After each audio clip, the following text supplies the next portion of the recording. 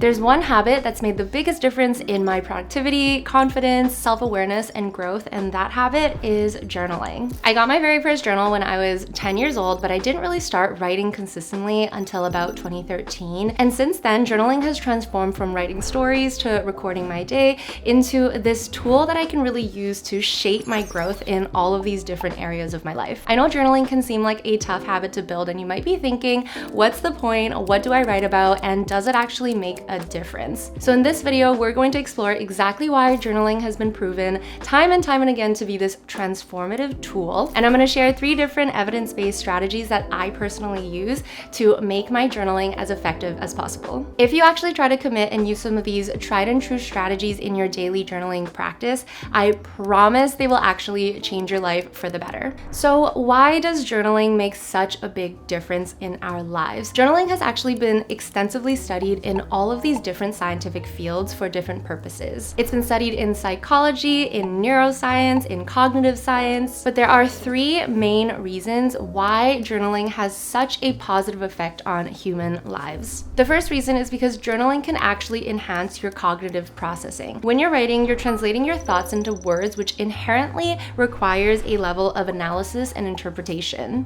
As you're going through this process, it's actually helping you clarify your ideas and your thoughts and your emotions, and it can actually help you understand and learn things more deeply. This process also helps you integrate new ideas and knowledge as well as memories into your pre-existing ones, which in itself is a process that helps us understand things more deeply and remember them for longer. The second reason is because journaling actually promotes better emotional intelligence. Besides just helping us process the information more deeply, it's also pushing us to reflect on our emotions and behaviors, which helps to increase self-awareness. When you start to journal regularly, you start developing the skills of being able to identify our emotional patterns and triggers, which in turn then helps us regulate our emotions, but also make clearer and better decisions in our lives. Lastly, journaling is a great process that helps you with goal setting and goal achievement as well. Much like writing about our emotions and behaviors, when you're able to clearly write out your goals and your dreams and what you want to achieve, it helps you clarify what you want to achieve, but also helps you visualize your desired outcome. And that clarity is vital when you're trying to transform these lofty goals into clear, actionable steps. While you're working through those goals and actions, journaling can also be a great way to keep track of your progress and make sure that you are aligned with those goals and that everything you do helps guide you towards your outcome. Essentially, it's a tool that works hand in hand with your goal setting process in order to help you actually achieve those goals. So how do you start journaling and what should you write about? There are 3 main strategies that I personally use that helps guide my journaling process and that each have their own specific purpose and goal. As for the actual method of journaling, I will say writing by hand is probably the most ideal situation because the action of writing by hand actually forces your brain to go through those cognitive processes more deeply. However, if you're somebody who doesn't like to write by hand, or if you're somebody who just thinks that you'll be able to keep the habit better if you do it digitally, then I'd recommend using a tool like Notion, or there are a ton of really great journaling tools out there as well. So the first strategy that I've implemented that I found has guided my journaling process and made it really effective is to journal for clarity. Journaling for clarity essentially allows us to process information better, to set clearer goals, to organize information, and to help us make better life decisions. It does this by using the act of writing as a way to untangle and refine our thoughts and ideas, to create more understanding and to help us create an action plan that we can actually follow. When you're able to see your issues more clearly and really get that high-level view of everything that's going on, it's going to be a lot easier for you to break down exactly what needs to change or what needs to happen in order for you to do the thing or achieve the thing that you want. The easiest way to guide your journaling to make sure that you are doing it effectively as well as doing it intentionally is by using prompts. There are a ton of pre-made prompt journals that you can use. I've actually created one myself called the 5-Minute Growth Journal, which includes a ton of really helpful prompts that guide you in aligning your values, setting your goals, making sure that you are staying grateful, and helping you grow. I've made it available in both a GoodNotes format, which you can write in on your iPad, or in a Notion format that you can duplicate into your workspace. But if you don't want to use a dedicated dedicated prompt journal and you just want to write prompts into your own journal, then some prompts that I really like to use are: what is the goal that I'm trying to achieve, and what are 3 actionable steps that I can take immediately? What skills can I learn to make achieving that goal more easy? And who are the people that inspire me, and what are some qualities of theirs that I can learn to help me achieve my goal? If you're trying to align your actions with your values, some prompts I like to use are: what are my top 5 personal values, and am I living in alignment with them? What are the biggest stressors in my life, and what steps can I take to remove them? What am I holding on to, and why is it so hard to let go of?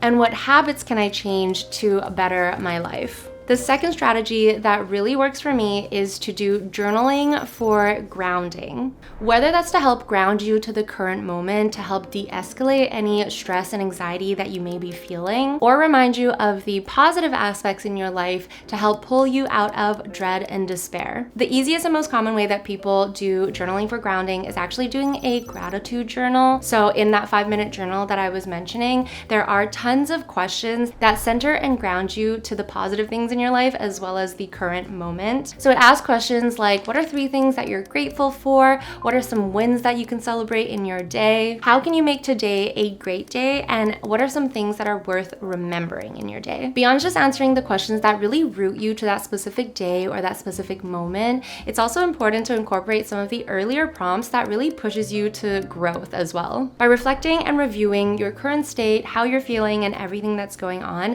it's gonna make it a lot easier and a lot clearer for you to be able to define goals that really work for you and actions that you can actually follow. The other way that I really like to do grounding journaling is by describing my immediate environment. And this is actually a practice that I'll do when I'm feeling that intense level of overwhelm and stress. So what I'll do is I'll actually write out things that I can describe in my physical environment with my 5 senses. So I'll look around and jot down a few things that I see.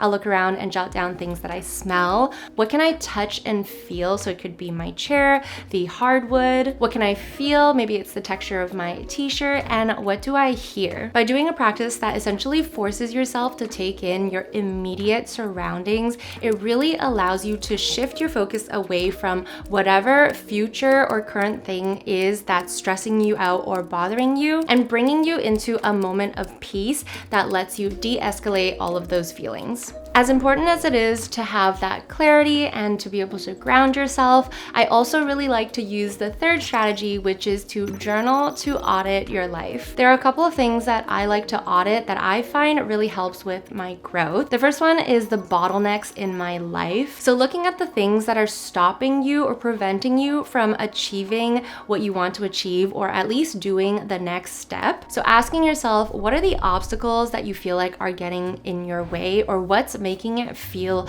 really, really hard for you to do the thing that you want? And then once you sort of identified the why of why you're not doing the things that you want, start to think about the plan of how you're going to overcome them. Is it by learning? Is it by doing? Or is it by delegating and asking? The second area that I typically tackle when I look at auditing is the fulfillment section of my life. So how fulfilled am I really feeling? What are the aspects of my life that feel like they need attention? You can look up the method, the Wheel of Life, which I've talked about in a bunch of my previous videos, but that specific framework allows you to look at all the important areas of your life and give them all a rating so you know exactly what areas of your life you're doing well in and what areas you should be paying a little bit more attention to. You can also ask yourself, what aspects of my workflow, of my life, or of my day are taking up too much of my time? As you're reflecting on these things, you should also be evaluating how they make you feel and whether those things drain you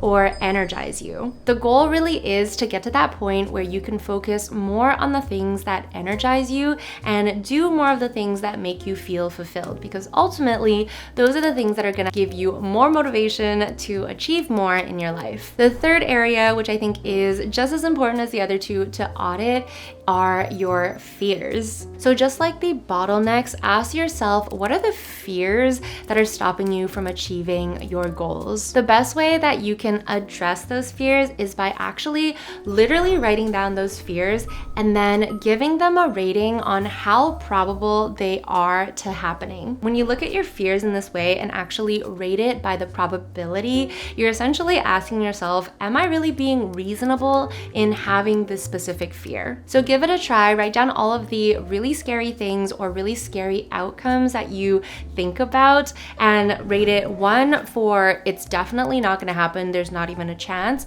and 10 for it's 100% gonna happen. Likely what you'll see when you do this exercise is that most of the fears that are stopping you from doing things and most of the outcomes that you're really afraid of really do not have a very high chance of happening. So by auditing your bottlenecks, your fears, and how fulfilled you are, it's gonna give you a way more complete picture on why you're not doing the things that you should be doing and what things you could be doing to help motivate you and energize you so that you can do better in all the other areas of your life. If you made it this far, I just wanna say I am so proud of you, but the next step really is to take action. I know you're probably not going to whip out a journal and start journaling right now, but I'm going to challenge you to take out a piece of paper or a journal or open up a doc on your laptop and just write down a goal for yourself to start building a journaling habit. If you can just set a goal of writing and journaling for maybe just even 5 minutes a day and sign it at the bottom so that it becomes a contract for yourself, you're already going to be taking a huge step